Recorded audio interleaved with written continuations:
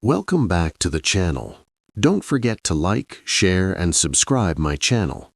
Today, we are explore how to design realistic lighting composites.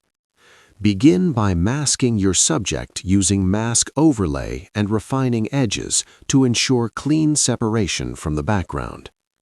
Apply the mask and analyze the light direction and intensity in the new environment. Use clipped adjustment layers to adjust highlights, shadows, and midtones so the subject matches the scene lighting. Add soft shadow layers and subtle light gradients to simulate natural light fall-off. Optional enhancements include color grading overlays to unify mood and atmosphere.